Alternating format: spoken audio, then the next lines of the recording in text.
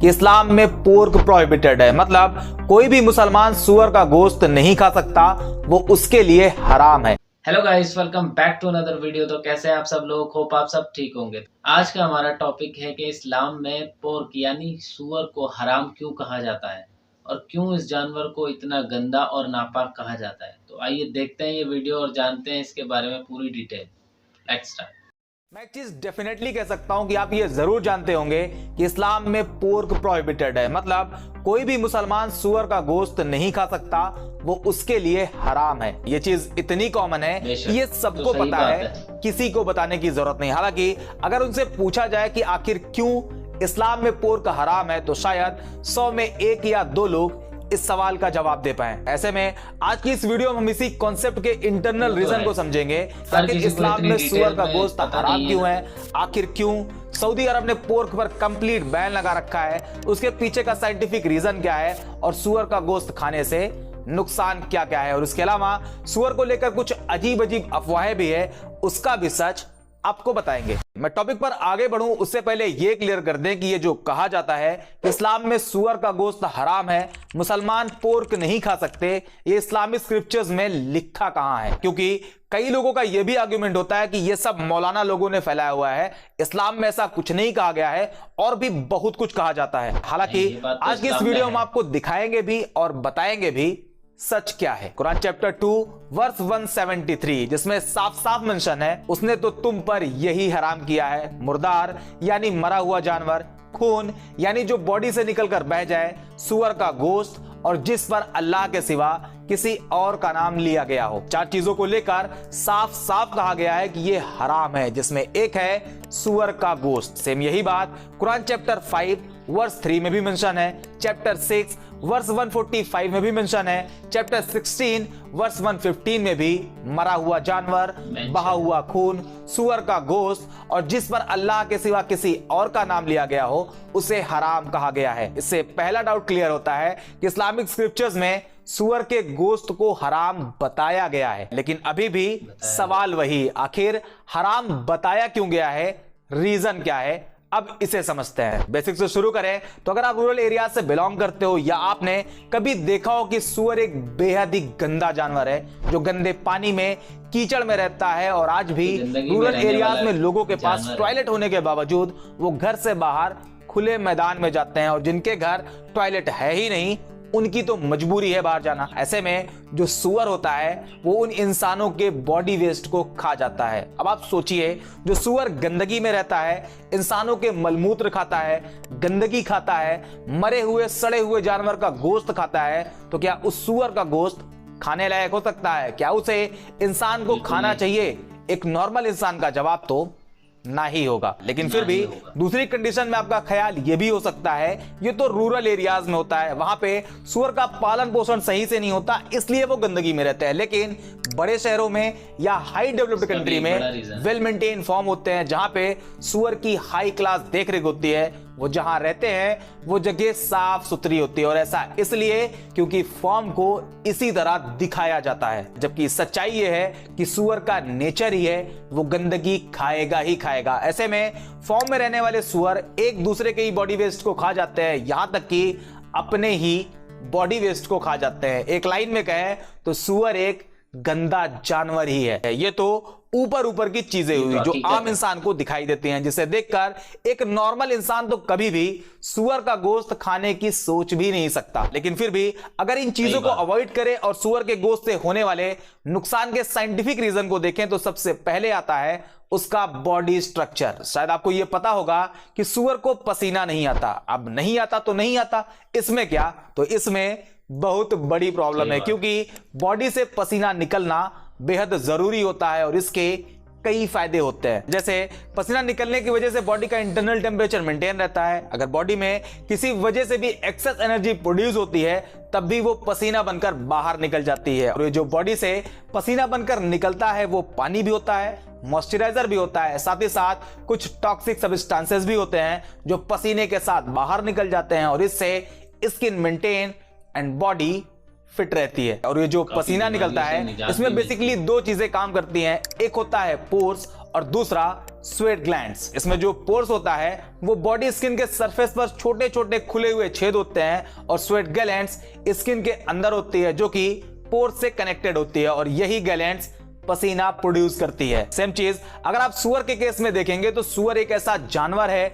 जिसमें पोर्स और sweat glands काफी कम होती है। कम होने की वजह से इन्हें पसीना नहीं आता और जब इन्हें पसीना नहीं आता तो बॉडी के अंदर मौजूद टॉक्सिक सब्सटेंसेस सुअर की बॉडी से बाहर ही नहीं निकल पाते। इसके अलावा जब इन्हें पसीना नहीं आता तो इनका बॉडी टेम्परेचर मेंटेन नहीं रहता और यही वजह है कि सुअर अपने उसी बॉडी टेम्परेचर को मेंटेन रखने के लिए गंदे पानी में, नाले में डूबा रहता है, यहां तक कि कीचड़ में घुसा रहता है। दूसरे नंबर पे आता है फैट एंड कोलेस्ट्रॉल और इन दोनों फैक्टर को अगर मैं आपको एक एक लाइन में समझाऊं तो कोलेस्ट्रॉल एक स्पेशल टाइप का लिपिड होता है जो ऑलरेडी इंसान की बॉडी में मौजूद होता है, जो कि फूड से ही आता है और यह बॉडी के लिए जरूरी भी है, लेकिन अगर इसकी क्वांटिटी बढ़ जाए तो यह बेहद खतरनाक भी है। कैसे, अभी आगे आपको बताएंगे। दूसरा है फैट, यह भी हमारी बॉडी के लिए जरूरी है लेकिन इसे भी ज्यादा कंज्यूम करना हेल्थ प्रॉब्लम क्रिएट कर सकता है। दोनों को कंबाइन करके देखें तो हाई कोलेस्ट्रॉल और ज्यादा फैट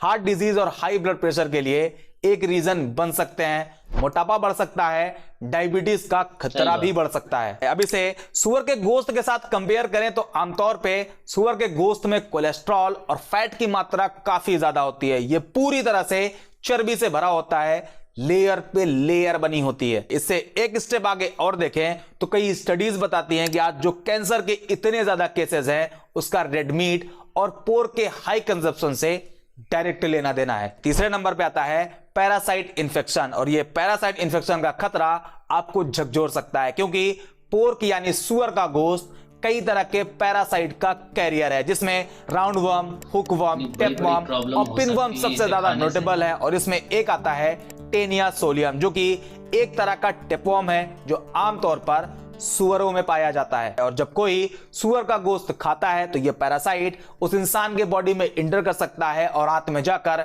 इंसान को बहुत ज्यादा बीमार कर सकता है। यही सब कुछ रीजन है जिस वजह से इस्लाम में सुअर का गोश्त खाने से मना किया गया है, लेकिन ऐसा भी नहीं है यह सिर्फ इस्लाम में मना किया गया है। अब आपको थोड़ी सी हैरानी और होगी क्योंकि पोर्क को यहूदी रिलीजन में भी खाने से मना किया गया है। लेविटिकस का चैप्टर 11 जो कि क्लीन एंड अनक्लीन फूड के बारे में बताता है और उसके वर्स 3 में कहा गया है वो जानवर जैसे भेड़, हिरन जिनके खुर 2 हिस्सों में बटे हुए हैं और वो जुगाली भी करते हैं उन्हें कंज्यूम किया जा सकता है, जबकि सुअर जुगाली नहीं करते इसलिए उसे नहीं खाना चाहिए। इसी तरह डिटरोनॉमी चैप्टर 14 वर्स 8 में कहा गया है सुअर भी अनक्लीन है, हालांकि इसके खुर 2 हिस्सों में बटे हुए हैं फिर भी वो जुगाली नहीं करता, तुम्हें उसका गोश्त नहीं खाना चाहिए। आप थोड़ा सा अगर इसके हिस्ट्री में जाएं तो रोमन पीरियड में जो नॉन ज्यूज लोग थे वो ये बात जानते थे कि यहूदी के लिए सुअर का गोश्त अनक्लीन है, बावजूद इसके यहूदियों को सुअर का गोश्त खिलाने की जबरन कोशिश करी जाती थी। मैकाबीज के अकॉर्डिंग सेल्यूसिड सम्राट एंटियोकस IV ने यहूदी रिलीजन के प्रैक्टिस पर बैन लगाने की अपनी कोशिश में एक काम यह भी किया था कि यहूदियों को सुअर का गोश्त खाने को मजबूर किया गया था और यही काम अलेक्जेंड्रिया दंगों में भी किया गया था। ये तो यहूदी की बात हुई। अब अगर मॉडर्न क्रिश्चियनिटी में देखें तो यहां पर सुअर के गोश्त पर किसी तरह का कोई बैन नहीं, लेकिन इथोपियाई ऑर्थोडॉक्स चर्च और इरिट्रियाई ऑर्थोडॉक्स चर्च सुअर का गोश्त कंज्यूम करने की परमिशन नहीं देते। हालांकि क्लीन और अनक्लीन को अगर साइड करें तो पूरी दुनिया में सिर्फ एक दिन में 38 लाख सुअर को काट कर खाया जाता है। यह सिर्फ एक दिन में है, पूरे साल का आप अंदाजा लगा सकते हो। और ऐसा इसलिए है क्योंकि सुअर के गोश्त को लेकर जो अलग अलग रिलीजन, अलग अलग सोसाइटी में बैन लगाया गया है उसमें सिर्फ मुसलमान ही है जो इसे ईमानदारी से फॉलो करते हैं। अब ईमानदारी की बात आ ही गई है तो आपको यह भी बता दें कि इस्लाम में शराब भी हराम है। इस वीडियो में मैंने डिटेल में बताया हुआ है कि क्यों हराम है, लेकिन फिर भी बहुत से मुसलमान खुलेआम शराब पीते हैं, हालांकि वो इस्लामिक एथिक्स को जानते हैं फिर भी पीते हैं। जबकि अगर आप सुअर के केस में देखेंगे तो सुअर का गोश्त खाने वालों में मुसलमान ना के बराबर हैं। अगर दुबई के एग्जांपल से आपको समझाऊं तो दुबई में पोर्क बिकता है लेकिन वहां साफ साफ लिखा होता है for not Muslims, not for Muslims. अब आते हैं एक मिथ पर जो मुस्लिम सोसाइटी में जबरदस्त फैला हुआ है। अगर आप मुस्लिम हैं तो आपने भी इसे जरूर सुना होगा। लोग अक्सर कहा करते हैं सुअर का नाम जबान से नहीं लिया जाता, उसे खिंजीर कहा करो, क्योंकि सुअर कहने से इंसान की जबान 40 दिनों के लिए गंदी हो जाती है। ये आपने भी जरूर सुना होगा। यहां तक कि इसे लेकर लोग इस तरह से रिएक्ट करते हैं कि एक जगह मस्जिद में एक इमाम ने अपनी तकरीर के बीच सूअर का नाम ले लिया तो वहां के लोगों ने उन्हें मस्जिद की इमामत से ही हटा दिया। हालांकि ऐसा बिल्कुल भी नहीं है। इस्लामिक स्क्रिप्चर्स और इस्लामिक स्कॉलर के अकॉर्डिंग सूअर खाना हराम है, बल्कि उसका खून, हड्डी, बाल, थूक, उसकी पूरी बॉडी से निकलने वाली हर चीज गंदी है। ये सब सही है, लेकिन सूअर का नाम लेने से 40 दिन तक जबान गंदी हो जाती है, ये सिर्फ एक मिथ है। क्योंकि बुरी से बुरी चीज का बुराई के साथ नाम लेना बुरा नहीं, क्योंकि बुरी चीज की बुराई भी बगैर नाम लिए नहीं की जा सकती। एग्जांपल से आपको समझाऊं तो इब्लीस, फिरौन, हमान, अबू लहब, ये नाम बहुत ही गंदा है, लेकिन फिर भी ये कुरान में आया है और मुसलमान इसे पढ़ते भी हैं। सेम ऐसे ही सूअर का नाम लेकर सूअर के शरई हुक्म के बारे में लोगों को बताना बिल्कुल भी बुरा नहीं। फिर वो मस्जिद में लिया जाए, गैर मस्जिद में लिया जाए, तकरीर में लिया जाए या फिर आम लोगों के बीच होने वाली बातचीत में लिया जाए, क्योंकि कुरान में भी सूअर का नाम कई बार आया है, जिसे अरबी में खिंजीर कहा जाता है और खिंजीर को ही इंडियन सब कॉन्टिनेंट में सूअर कहा जाता है। ऐसे में अगर आप कुरान के उस पार्ट को नमाज में भी पढ़ते हो जिसमें खिंजीर वर्ड आया है तो आपकी नमाज हो जाएगी, और जब नमाज हो जाएगी तो जबान गंदी होने का सवाल ही पैदा नहीं होता।